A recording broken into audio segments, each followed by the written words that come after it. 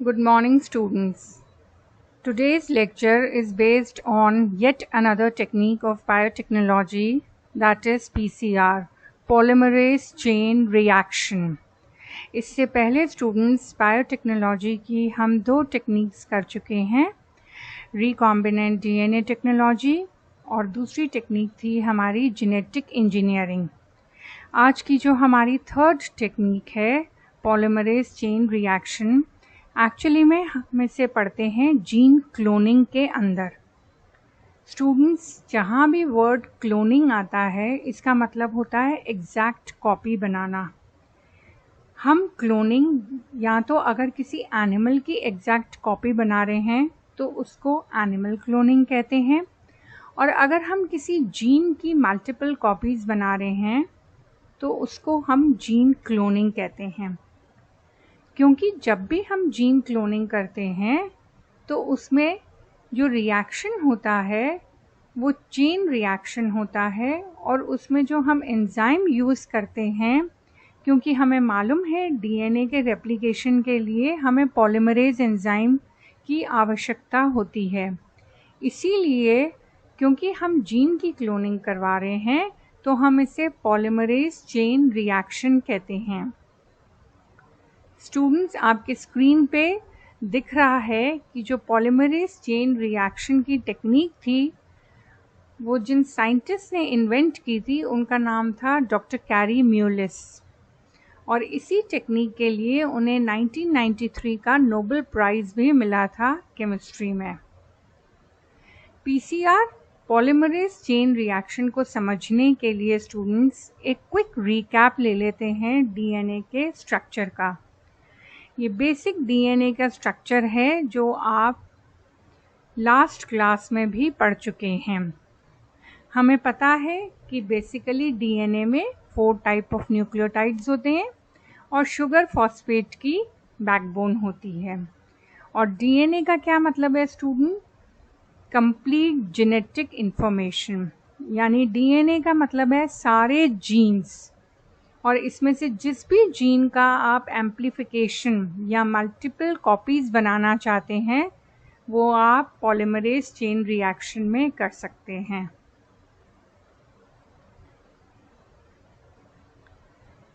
क्योंकि स्टूडेंट्स, मैंने आपको पहले भी समझाया कि पीसीआर में हम क्या करवाते हैं, डीएनए का रेप्लिकेशन। जब भी डीएनए का रेप्लिकेशन बॉडी के अंदर होता है, इन वीवो होता है, तो उसके लिए हमें किसकी आवश्यकता होती है स्टूडेंट्स? आरएनए प्राइमर्स की। ये जब भी बॉडी के अंदर इन वीवो डीएनए का रेप्लिकेशन होता है तो हमें आरएनए प्राइमर्स की आवश्यकता होती है, और एंजाइम जो होती है वो होती है डीएनए पॉलीमरेज। मगर स्टूडेंट्स, यहाँ पे बेसिक डिफरेंस ये है कि जब भी आप पीसीआर करवाते हैं लेबोरेटरी में इन विट्रो, तो आपको आरएनए प्राइमर्स ना लेकर डीएनए प्राइमर्स लेते हैं आप, और एंजाइम सिंपल डीएनए पॉलीमरेज ना होकर टाक डीएनए पॉलीमरेज एंजाइम होती है, TAQ, Taq DNA polymerase enzyme. What do we mean by Taq DNA polymerase enzyme? मैं आपको आगे बताऊंगी। तो यहाँ पे हम शुरू कर रहे हैं पीसीआर, जो कि हमारा बेसिक रिएक्शन है वो कैसे होता है। स्क्रीन पे आपके सामने आ रहा है कि पीसीआर में हम किसी भी डीएनए के सेगमेंट को, स्पेसिफिक रीजन को एम्प्लीफाई कर सकते हैं, usually fewer than 3000 base pair. अब यहाँ पे मैं क्लियर कर दूँ स्टूडेंट्स कि आपकी बॉडी में लगभग 20,000 to 25,000 जीन्स होते हैं, और एक एवरेज जीन की अगर हम लेंथ निकालें तो ये मान के चलते हैं हम कि उसमें 3000 बेस पेयर्स होते हैं। कई जीन्स बहुत छोटे भी होते हैं, 200 बेस पेयर के भी होते हैं, और कई जीन आप 12th क्लास में पढ़ चुके हैं कि डिस्ट्रोफिन जीन जो होता है वो काफ़ी लंबा जीन भी होता है। तो अगर हम एवरेज जीन की लेंथ लें तो वो 3000 बेस पेयर की ही आती है, और इसी को देखकर पॉलीमरेज चेन रिएक्शन को बनाया गया है। पीसीआर में स्टूडेंट्स एक फ़ायदा होता है कि millions of copies of a DNA segment can be made with in a few hours. आप कुछ ही घंटों में एक ही जीन की मिलियंस ऑफ कॉपीज़ बना सकते हैं। और ये हम क्यों बनाते हैं? कोई तो रीज़न होगा स्टूडेंट। ये मिलियंस ऑफ कॉपीज़ हम इसलिए बनाते हैं ताकि हमारे पास अगर क्राइम सीन पर कोई डीएनए मिला है, फॉर एग्ज़ाम्पल अगर कहीं पे कोई मर्डर हुआ है तो जो क्रिमिनल है उसका अगर ब्लड की एक ड्रॉप भी है तो उसमें से डीएनए को निकाल के उसकी मिलियंस ऑफ कॉपीज़ बना के उस डीएनए को कैरेक्टराइज किया जा सकता है। कैरेक्टराइज कैसे करते हैं? पुलिस के पास जितने भी क्रिमिनल रिकॉर्ड्स होते हैं उन सारे क्रिमिनल से उस ब्लड की ड्रॉप में जो डीएनए है उसको मैच करवाते हैं। जब भी हम डीएनए के एक सेगमेंट को किसी दूसरे सेगमेंट के साथ मैच करवाते हैं तो इसको हम कहते हैं प्रोब।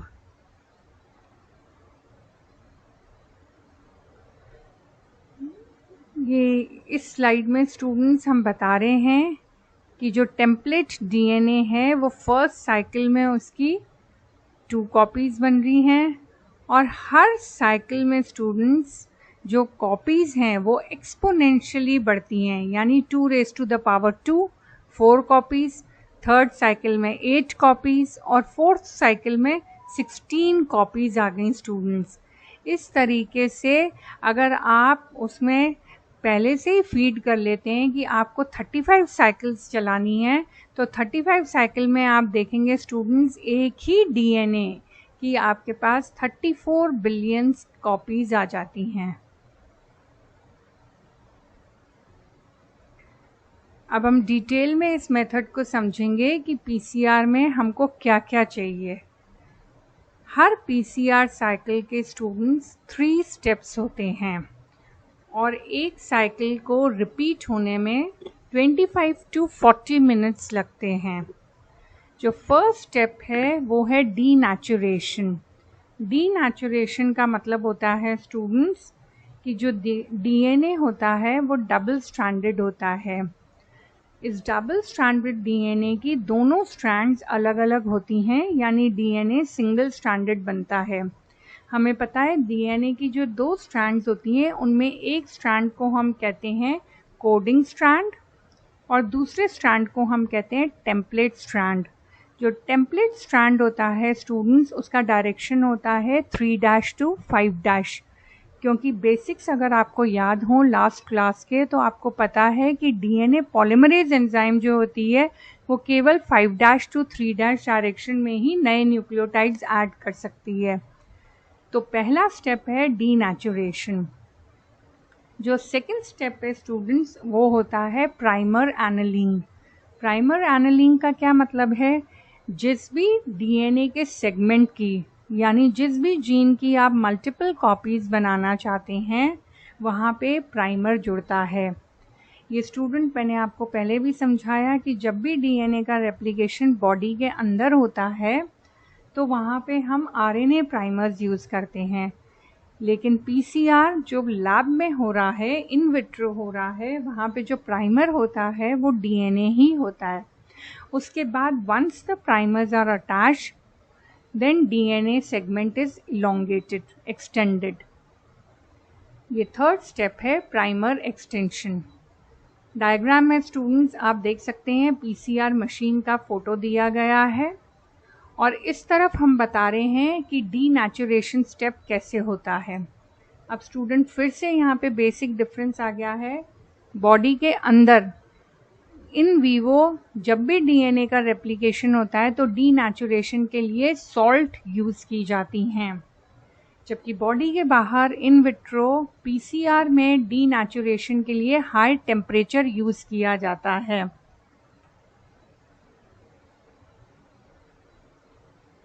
ये हम बता रहे हैं कि मशीन में किस तरीके से पीसीआर किया जाता है। आप देख सकते हैं मैंने आपको अभी भी बताया था कि डीनेचुरेशन के लिए आप हाई टेम्परेचर यूज़ करते हैं, ये 94 डिग्री सेंटीग्रेड जो आ रहा है, इस पे जब आप डीएनए को रखेंगे तो ऑटोमेटिकली उसका डीनेचुरेशन होता है। उसके बाद पीसीआर में डीएनए का जब एम्प्लीफिकेशन होगा तो टेम्परेचर फिर से 54 डिग्री सेंटीग्रेड हो गया। फिर धीरे धीरे आप फिर से टेम्परेचर बढ़ाते हैं नेक्स्ट साइकिल के लिए, ताकि फिर से डीनेचुरेशन हो सके। अब पीसीआर के लिए आपको क्या क्या चाहिए? एक पीसीआर मशीन चाहिए और एक पीसीआर ट्यूब चाहिए, जिसमें आप अपना डीएनए सैंपल लोड करते हैं, जिसका एम्प्लीफिकेशन करना है। ये पीसीआर ट्यूब में आपने डीएनए सैंपल को लोड किया, जिसका भी एम्प्लीफिकेशन करना है। ये प्राइमर है आपके पास। प्राइमर मैंने आपको पहले ही बताया डीएनए सेगमेंट है। अगर ये आरएनए प्राइमर्स होते तो स्टूडेंट्स यहाँ पे यू लिखा हुआ होता, पर ये डीएनए प्राइमर्स हैं। ये बेसिक डिफरेंस है। Now what is torque polymerase? Torque polymerase वो डीएनए पॉलीमरेज एंजाइम है जो आपको एक बैक्टीरिया थर्मस एक्वेटिकस में से मिलती है। हम ये वाली डीएनए पॉलीमरेज स्टूडेंट्स एंजाइम क्यों यूज़ कर रहे हैं? क्योंकि जो फर्स्ट स्टेप है डीनेचुरेशन का, उसके लिए हमको हाई टेम्परेचर चाहिए, तकरीबन 90 to 95 डिग्री सेंटीग्रेड टेम्परेचर चाहिए।